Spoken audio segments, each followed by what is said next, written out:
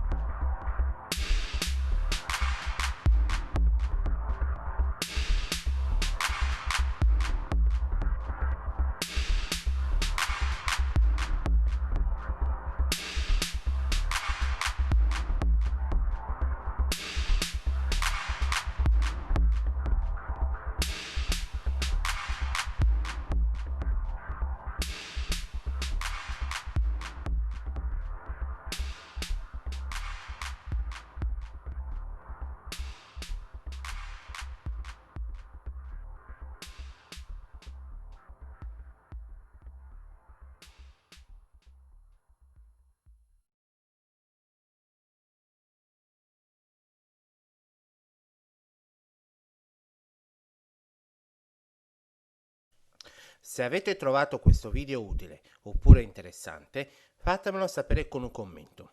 Condividetelo, iscrivetevi al mio canale.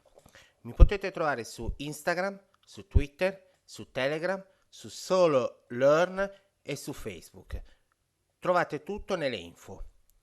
Per il momento è tutto, ci vediamo al prossimo video.